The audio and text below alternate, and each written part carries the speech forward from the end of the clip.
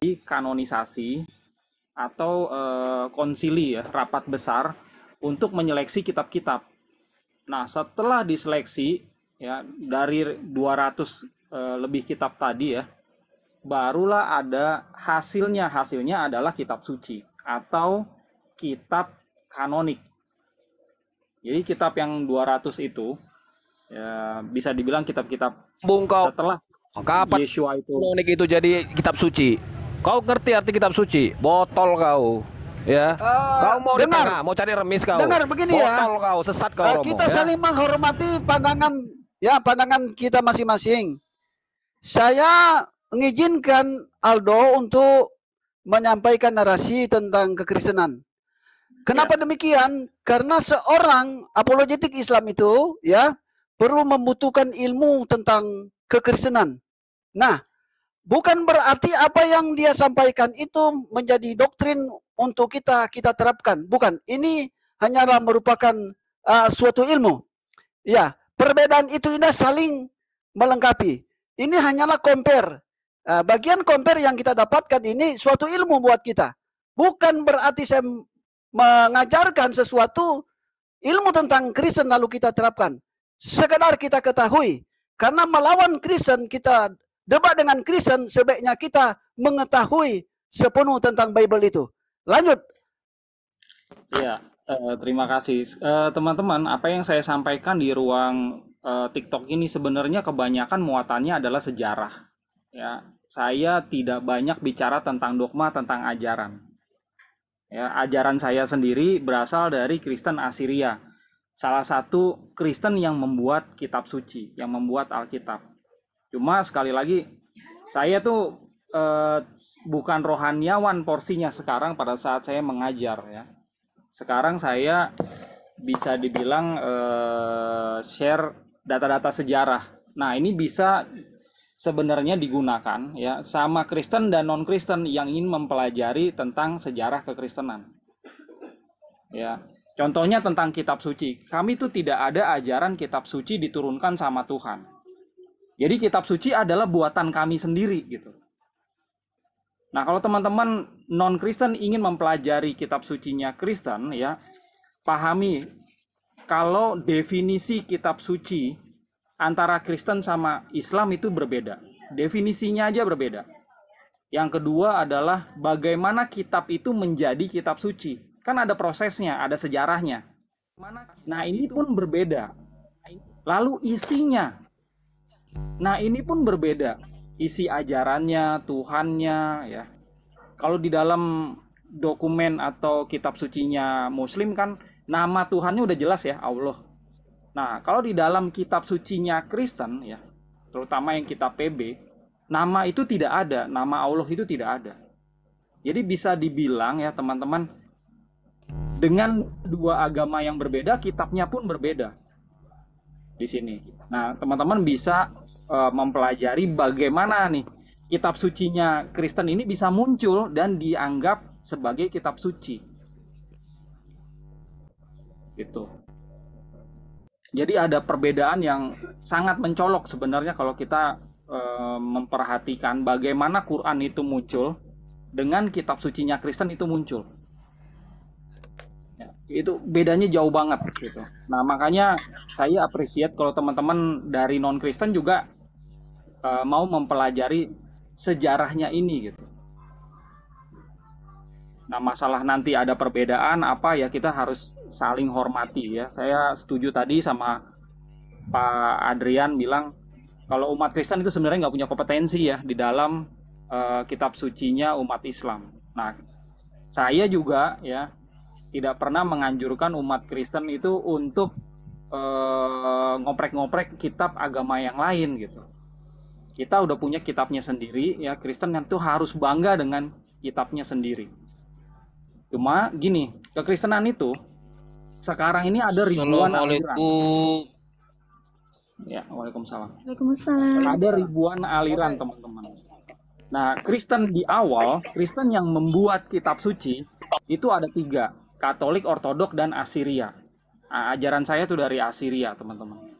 Nah, kalau kita perhatikan sekarang di Indonesia aja, itu kan ada banyak aliran kan, Protestan, ada Gereja Baptis, ada GBI lah, ada ini, ada itu kan. Nah, itu kebanyakan muncul belakangan di abad 16, 17, 18 sampai abad 21. Jadi bukan mereka yang membuat kitab suci Kristen. Ya, mereka ini denom-denom yang bermunculan di abad-abad modern. Ya, itu mereka ya konsumen atau mereka membeli kitab dari toko atau kalau sekarang istilahnya bisa mendownload kitab suci itu dari Play Store. Gitu. Ya, tapi semuanya ini adalah Kristen yang sekarang notabene ya jumlah alirannya itu udah puluhan ribu, teman-teman. Saya pernah dapatin artikel ya, teman saya dari luar negeri itu ngirim saya artikel kalau jumlah denominasi Kristen ya sekarang ini sudah 40.000 aliran. Gitu. Jadi ini banyak sekali ya. Kalau kita bicara tentang dogma, semuanya klaim yang paling benar. Ada, jangankan Kristen Islam ya, Kristen sesama Kristen sendiri ya, kalau diskusi ada juga yang mengajarkan kalau ini ajaran yang sangat penting ya, sehingga kalau berbeda juga akhirnya yang berbeda itu akan tidak selamat. Ada juga seperti itu. Gitu. Jadi ini kalau menurut pandang Bapak Islam kenapa? Kenapa? Boleh saya bertanya? Sebentar, jangan lu bertanya. Jangan lu bertanya. Oke. Ya, kita hargai dulu ya. Jangan lu bertanya. Nanti sebentar kita diberikan kesempatan ruang bertanya. Kita hormati dulu. Kan ini ilmu. Ya. Silakan. Oke. Bukan Saya berarti kembali saya lagi ke pancing sejarah. supaya kita memiliki ilmu Kristen lalu kita bimbang masuk Kristen. Bukan gitu maksud saya. Ilmu itu ya baik. Jadi kalau kita ingin menginjili seorang Kristen, kita harus mengetahui seluk-beluk Bible itu. Nah, ini Romo Aldo dia sangat mengerti hal itu. Silakan lanjut. Nah, teman-teman kalau diskusi sama Kristen harus pahami ini Kristen ada ribuan aliran. Di Indonesia aja terbagi dua kan. Katolik sama Protestan. Protestan ini data Bimas sekarang itu ada 243 aliran dan harus di stop. Ya, waktu saya datang ke sana 2013 ya, yang lalu, saya itu ingin mendaftarkan aliran baru atau sinode baru, itu tidak diperkenankan. Harus di stop karena ini udah ratusan, udah kebanyakan katanya. Oke gitu. Jadi maksud saya ya, teman-teman muslim kalau diskusi sama Kristen harus memaklumi. Ini masing-masing aliran itu bisa berbeda ajaran. Dan munculnya satu aliran ya itu bisa karena perbedaan tafsiran. Ya. Kitabnya sendiri ya, sekarang saya bicara kitab nih. Kalau teman-teman diskusi sama Kristen yang kitabnya cuma 66 ya, Kejadian sampai Wahyu, itu adalah Kristen modern. Saya nggak bilang itu sesat, saya nggak bilang itu bidat ya. Oke, saya cuma share data sejarah ya. Kalau teman-teman diskusi sama Kristen yang punya kitabnya Kejadian sampai Wahyu aja, itu adalah Kristen modern. Mulai dari Protestan abad 16, Gereja Baptis, Calvinis, New Calvinis, Metodis, dan yang lain-lain. Ya, dari abad 16 sampai abad 21 itu bermunculan ribuan aliran. Pakai kitabnya itu 66. Nah, gereja yang membuat kitab suci sendiri, ya, kitabnya itu bisa sampai 100. Terbagi antara kitab kanonik sama apokrif. Nah, yang disebut kitab suci itu yang kanonik ini. Yang dibuat di abad 4. Nah, jumlahnya yang kanonik ini itu ada lebih dari 66 kitab ya. Kalau di dalam perjanjian barunya itu relatif sama, Matius sampai Wahyu. Cuma kalau kita lihat perjanjian lamanya itu relatif lebih banyak teman-teman daripada yang punyanya orang-orang Yahudi. Tanaknya Yahudi itu kami itu lebih banyak. Jadi Kristen awal PL-nya itu ada PL yang Aramaik, ada PL yang Yunani. Nah, kalau yang PL yang Yunani itu pakai naskahnya naskah-naskah Septuaginta. Kalau yang PL yang Aramaik, ya itu kami sebut sebagai Peshitta. Nah, jadi Kristen awal ya itu tidak pakai PL Ibrani sebenarnya. Nah, kalau teman-teman baca PL Ibrani atau download gitu ya, kitab suci terjemahan LAI. Nah, sebenarnya PL-nya itu diambil dari PL Ibrani yang baru muncul di abad 10. Itu dibuat oleh orang-orang Yahudi yang nggak percaya Yesua sebagai Mesias. Gitu, itu sebenarnya dilema sih ya di kalangan internal Kristen sendiri. Kenapa mereka ya Kristen-Kristen modern ini yang muncul dari abad 16 sampai abad 21, kenapa mereka pakainya PL yang dibuat sama orang Yahudi yang tidak percaya Yesua? Nah, itu urusannya mereka lah gitu ya. Tapi yang jelas kalau teman-teman pengen tahu ya, kekristenan awal itu tidak pakai PL Ibrani, nggak pakai PL yang dibuat sama orang Yahudi.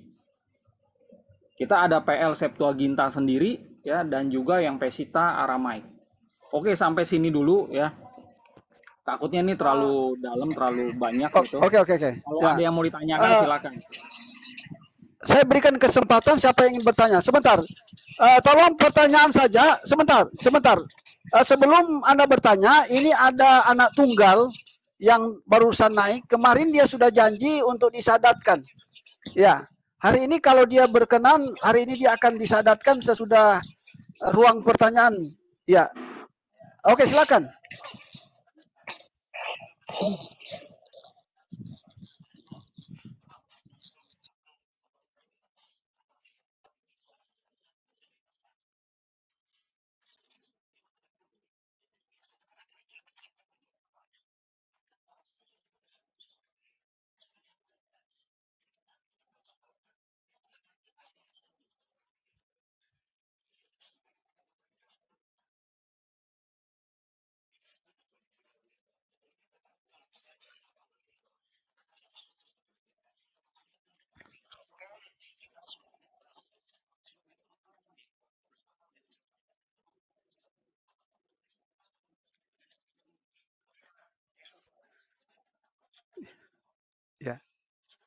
Ya.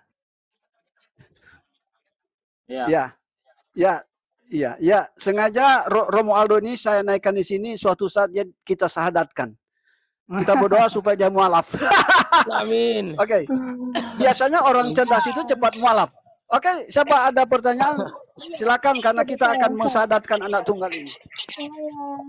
Izin bang. Romualdo kan sudah tahu kalau Injil itu berbeda-beda.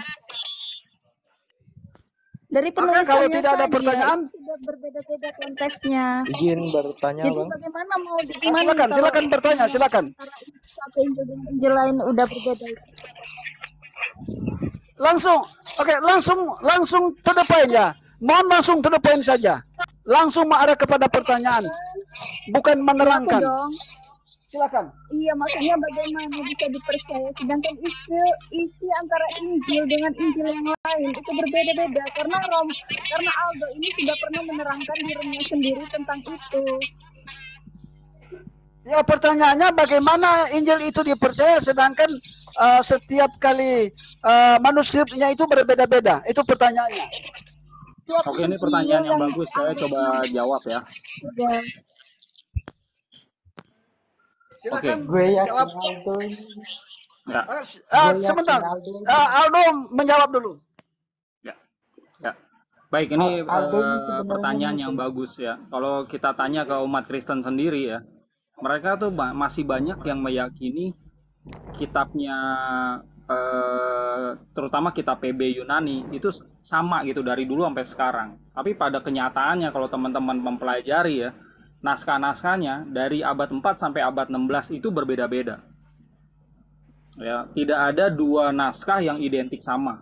Itu nggak ada. Nah, itu bisa terjadi kenapa? Karena memang ya dulu itu belum ada mesin fotokopi. Ya, mesin fotokopi itu baru ada abad 16 ya. Yang membuat itu adalah kebetulan jemaat Katolik ya, Johannes Gutenberg. Nah, pada saat itu dibuat akhirnya dipakailah untuk mencetak kitab suci. Nah, sebelum itu ada, itu kan salinan tangan terus, salinan tangan.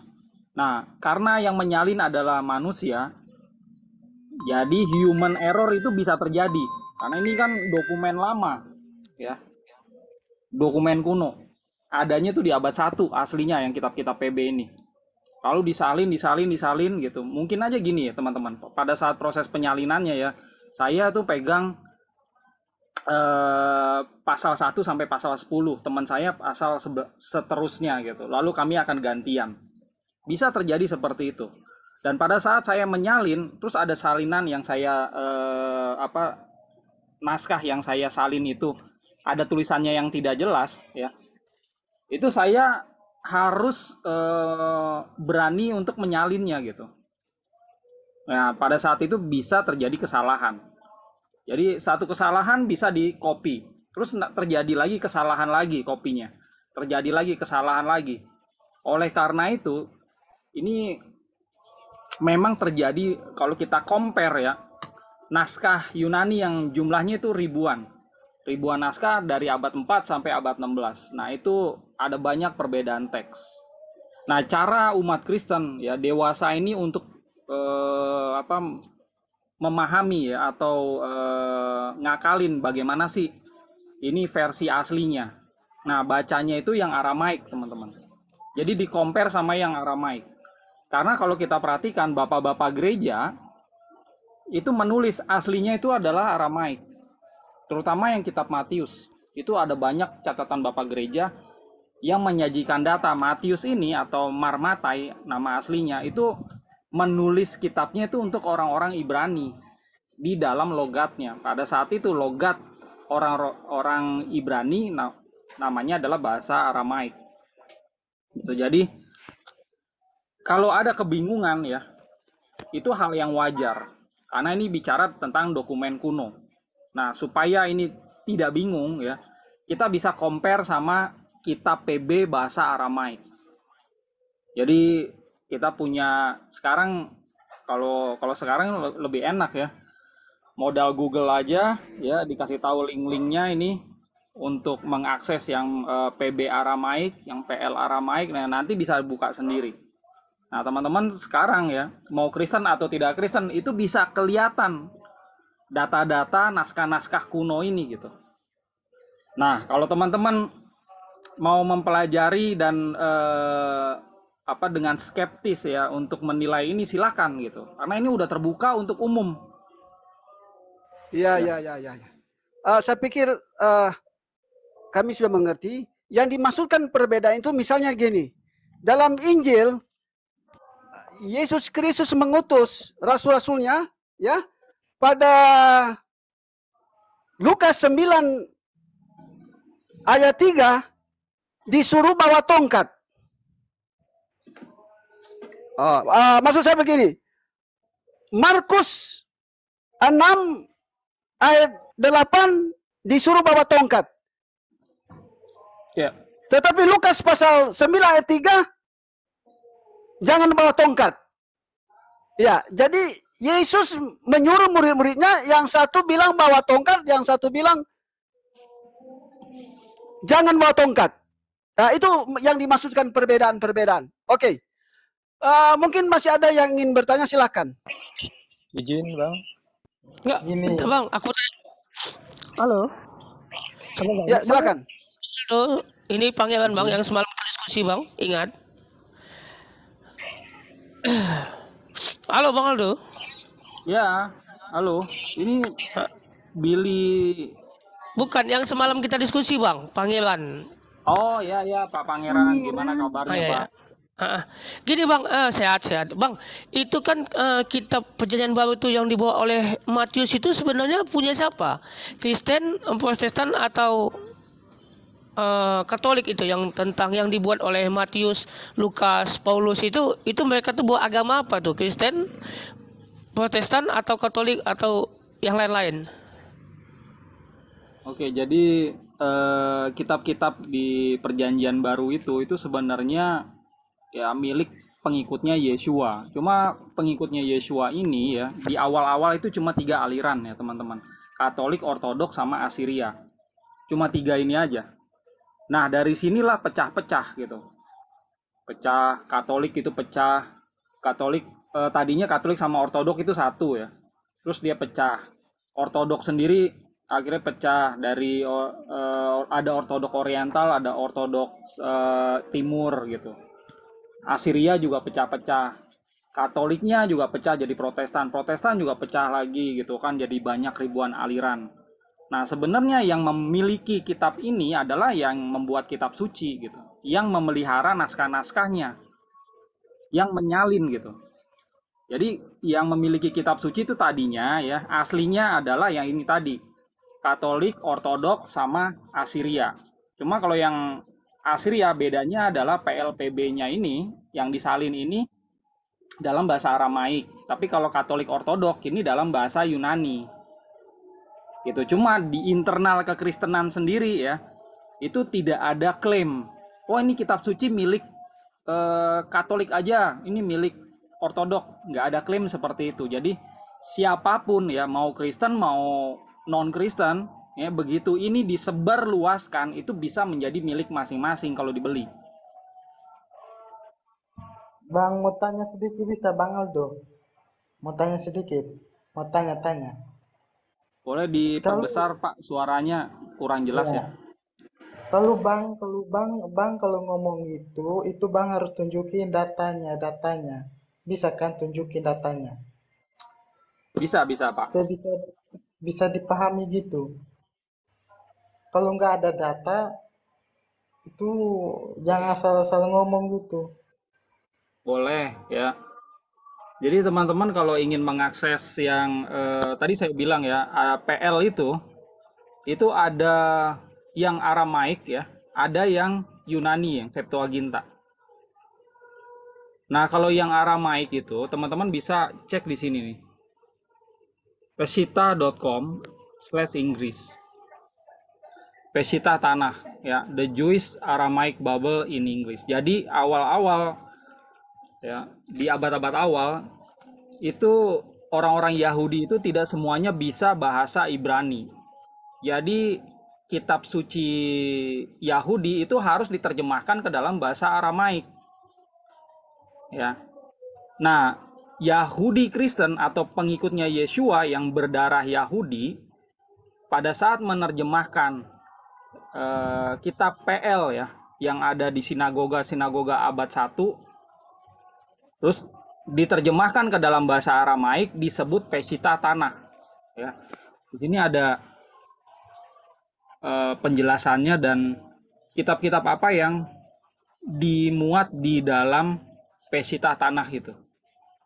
Kasih arti aja Bang pakai bahasa Indonesia. Oke, nah selain yang Pesita yang Aramaik, teman-teman sudah tahu ya kalau ada Septuaginta yang Yunani. Nah, aslinya tuh seperti ini. Sebentar ya, saya mesti cari nih. Ini ada, kalau teman-teman lihat Masoretic Text ya. Perbedaan Yesua dengan Yesus itu mana tuh? Perbedaan Yesua dan Yesus. Bentar, itu lain topik lagi. Ini kita masih ke naskah, karena tadi Bapak tanya naskah ya. Nah, kalau kita bicara naskah PL ya teman-teman, di sini ada grafik ya atau gambar asal-usul naskah ya.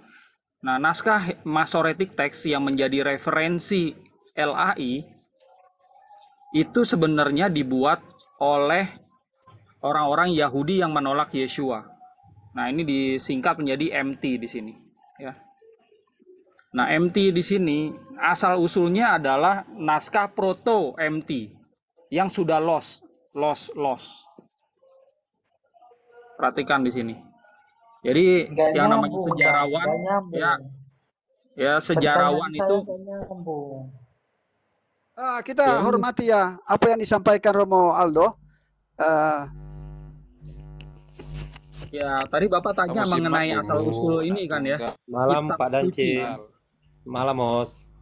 Ya. Jadi Lanjut. kitab suci kita kan ada dua di dalam kekristenan ya. Maksud saya tuh kitab sucinya terbagi dua antara PL sama PB. Nah, PL itu asal usulnya itu dari kitab-kitab yang ditulis sama Ezra abad 5 sebelum Masehi. Nah, sama sejarawan kitab itu yang merupakan asal-usul kitab yang menjadi terjemahan dan menjadi naskah-naskah yang beragam sekarang ada di berbagai museum. Gitu. Teman-teman kalau mempelajari ini misalnya dari ya sejarawan Jerman ya, Weyerhaeusen. Ini yang menulis atau menelaah asal-usul kitab PL ya. Di situ ada penjelasannya atau uraiannya yang disebut sebagai dokumen hipotesa. Jadi asal usul dari kitab PL itu seperti apa sih, kok itu bicara ya, dari kejadian ya, terus sejarah Israel sampai akhirnya munculnya Yeshua. Nah itu rentang waktu yang sangat lama. Itu sebenarnya naskahnya bagaimana? Nah itu ditulis sebenarnya sama si Ezra abad 5 sebelum Masehi, sepulang dari Babilonia. Nah naskahnya itu karena ini dulu naskah yang udah kuno ya, ini kan abad 5 sebelum Masehi, berarti 500 tahun sebelumnya Yeshua. Nah tentu aja karena dulu belum ada zat pengawet naskah seperti yang ada di museum-museum sekarang, naskah itu pun udah nggak ada, udah hancur. Tapi sebelum hancur ya, teman-teman bisa lihat di sini. Ini sempat diterjemahkan menjadi Septuaginta di abad 3 sebelum Masehi. Ya, lalu Septuaginta ini pun kemudian diterjemahkan atau disalin menjadi naskah yang lain. Nah, kalau kita lihat di sini, ini ada naskah Los juga ya. Ini disebut Proto-Masoret, di sini juga Proto-Masoret. Ya. Nah, Proto-Masoret yang di sini, ini yang di abad 1 ya teman-teman, di zamannya Yeshua. Jadi kalau diperhatikan, di sini ada garis lurus gini, Peshitta. Nah, ini yang tadi saya bukakan websitenya. Ini adalah PL terjemahan bahasa Aramaik dari Ibrani di sini. Nah, selain Peshitta, sebenarnya ada Targum Onkelos atau Targum Aquila. Nah, bedanya adalah gini.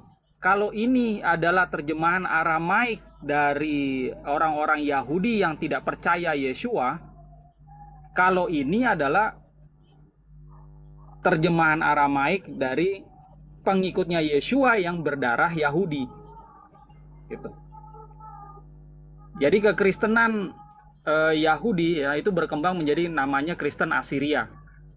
Nah, kalau teman-teman perhatikan ya, kitab suci Peshittanya itu terus dilestarikan sampai sekarang. Jadi nggak semua Kristen itu pakai PLPB yang Yunani.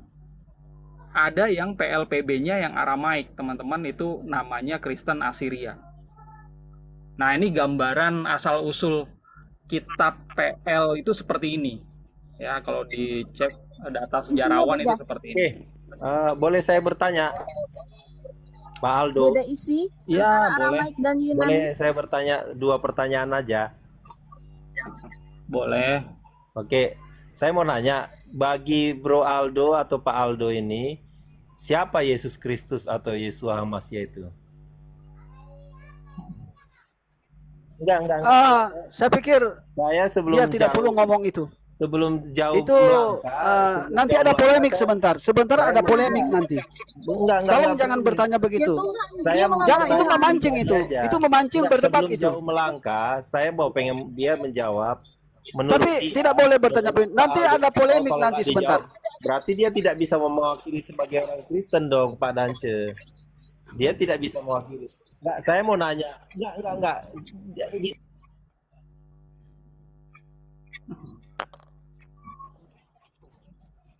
Betul, sepakat. Oke.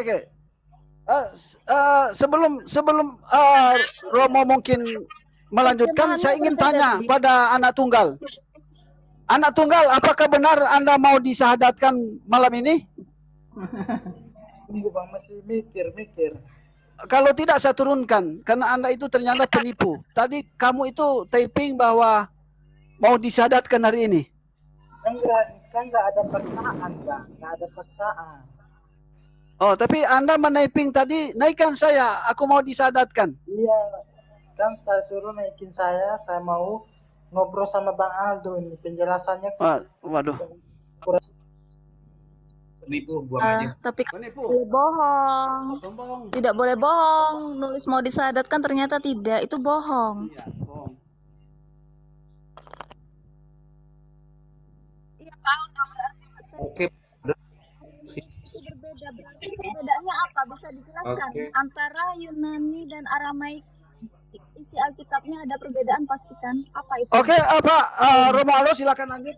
Kalau Romaldo, makasih. Aku sebelum maghrib ya, mungkin mau nanya Bang Aldo. Mungkin udah kenal sama aku ya, Bang Romo. Kita biasa dulu di Zoom ya, Bang Bipang ini. Iya, ya suaranya familiar.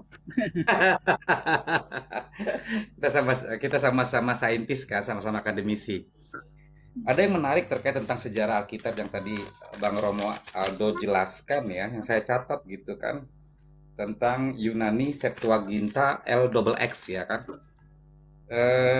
Ya, ternyata setelah saya coba buka-buka lagi literatur, ternyata Septuaginta LXX itu tanah yang dibahasakan ke dalam bahasa Yunani, begitu ya Bang Romaldo ya. Jadi tanah Yahudi yang dibahasakan oleh Yunani oleh 70 rabi Yahudi yang menguasai bahasa Yunani pada saat itu. Kemudian Septuaginta ini menurut sejarahnya ini sudah dikoreksi. Jadi saya sepakat dengan kalimat Bang Aldo tadi. Ada human error ya kan? Ada human error terkait tentang penyalinan Bible tersebut. Karena zaman dulu tidak ada namanya fotokopian gitu kan. Karena bisa jadi faktor zaman dulu juga nggak ada penerang lampu seperti sekarang kan. Pada saat malam hari hanya menggunakan pelita kecil sehingga tulisan pun juga tidak tampak sejelas gitu kan. Saya sepakat karena memang kalau penemuan lampu baru dimulai zaman Thomas Alva Edison gitu kan, kalau kita bicara saintis. Nah, saya sepakat itu. Artinya di dalam penulisan Bible terjadi namanya human error atau indikator-indikator yang mengatakan banyak penyalinan yang tidak sesuai dengan apa yang disalin sejak awal. Saya sepakat. Ternyata Septuaginta LXX ini juga dilakukan dikoreksi oleh Bapak Gereja pada abad kedua, namanya Origen. Ya betul ya, Bapak Origen, Lucian Lecesius, yang Lecesius namanya, Origen, Lucian dan Lecesius yang itu melakukan proses perubahan penyalinan. Nah, jadi itu catatan yang saya dapat ya dari beberapa sejarawan. Kemudian yang menarik lagi sebelum saya sholat maghrib nih sebentar lagi, ternyata juga yang menarik adalah AI itu lebih banyak menggunakan PL Ibrani tadi yang kata Bang Aldo tadi katakan. PL Ibrani yang dibuat abad ke-10 ya kan. Yang dimana Yudaism yang tidak mempercayai ada namanya Yesua. Berarti memang secara kesimpulan di dalam sejarah penulisan Bible memang banyak sekali Bang Aldo saya temukan. Contoh salah satunya sejarah penulisan Yohanes 1 ayat 1 itu adalah hasil dari karangan syair dari himne Platonis ya kan. Saya dapatkan data itu yang dimana pernyataan itu saya ambil dari Santo Agustinus ya, Bapak Gereja Santo Agustinus. Jadi yang asli itu sebetulnya Yohanes 1 ayat 19. Jadi Yohanes 1 ayat 1 sampai 18 itu adalah sisipan syair dari himne Platonis. Nah, jadi artinya banyak sekali human error yang terjadi dalam penuliskan naskah Bible yang mengakibatkan Bible itu seringkali menurut peneliti Bible Perjanjian Baru, Bud Edmond, sering terjadinya kontradiksi dengan pasal 1 dengan pasal yang lain. Antara PL dan PB sering terjadinya kontradiksi sehingga muncul ada namanya according to, menurut anu, menurut si A, menurut si B. Nah, jadi saya sepakat dengan pernyataan Aldo bahwasanya Bible zaman dulu karena keterbatasan informasi komunikasi,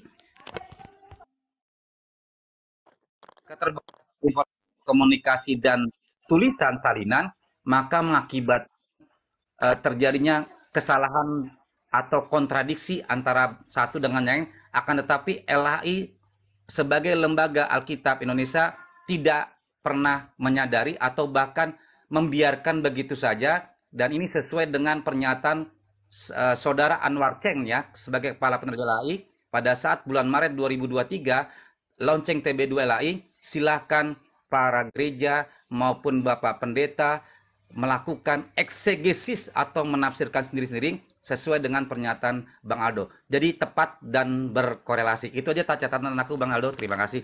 Saya mau izin maghrib, nanti saya masuk lagi. Ya, silakan Bang Aldo jawab. Ya. Oke, silakan Bang Aldo. Iya, jawab aku tadi pertanyaan. Ya, silakan Bang Aldo jawab dulu, baru ada pertanyaan selanjutnya. Silakan Bang Aldo. Iya, tadi ada ibu-ibu yang bertanya apa bedanya PL Septuaginta sama PL Pesita.